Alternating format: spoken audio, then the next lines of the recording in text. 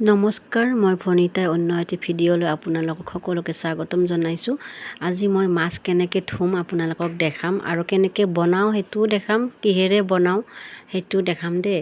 আপোনালোকে চাই যাব। এয়া মাছখিনি এনেকৈ বাকি লৈ কিনে বাতি এটাত এনেকৈ চাই আছিলোঁ, মানে ভালকৈ মাছৰ বাকলিবিলাক গুচি যোৱা নাছিলে। মই ঘঁহি এনেকৈ ধুই আছোঁ আৰু এটা ডাঙৰ বাতিত মই এনেকৈ ওলাই কিনে ধুই লওঁ।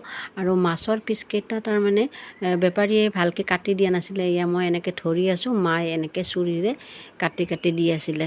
তাৰপিছত অকণমান মাছ নহয়, বহুত মাছ আনিছিলে আৰু এয়া বহুতকেইটা মাছ এনেকৈ পিচ কৰি যোৱা নাছিলে। তো মায়ে এনেকৈ কাটিছে, মই ধৰি আছিলোঁ।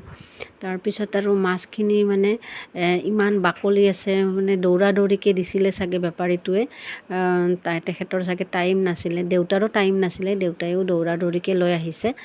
তো পূৰা একদম ফিচাখিনিত বাকলি যোৱা নাছিলে, কাটাবিলাক যোৱা নাছিলে, ছাইডৰ কাঁইটবিলাক যোৱা নাছিলে। তো মই এনেকৈ কাটি আকৌ এনেকৈ ঘঁহি ধুই লাষ্টত চাব দে। আৰু মই মানে এবাৰ মাছ ধুলে এবাৰতে পূৰা মাছখিনি চাফা হৈ যাব লাগিব।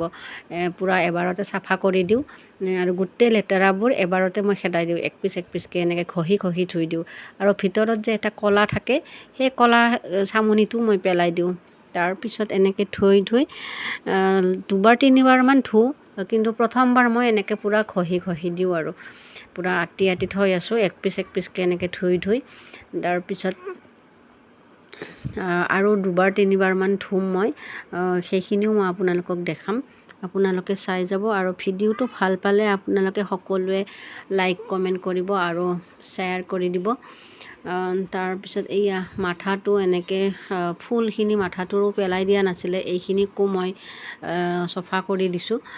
মানে ফুলখিনিত কিবা বালি চালি থাকে যে, সেইকাৰণে ফুলখিনি থাকিলে অকণমান বেয়া হয়। মই ফুলখিনিও চফা কৰি লৈছোঁ। এয়া এনেকৈ মাথাটো এনেকৈ মুটকাই কিনে ভাঙি লৈছোঁ। তাৰপিছত ফুলখিনি এনেকৈ ওলাই দিছোঁ। তো তাৰপিছত বহুত মাছ আনিছিলে, সেইকাৰণে মানে বহুত টাইম লাগিছে, ধোৱাই হোৱা নাই। দেখিছেনে ইমান টাইম লাগিছে মোৰ ধোওঁতে। তাৰপিছতে এয়া পানীখিনি এনেকৈ পেলাই দিলোঁ।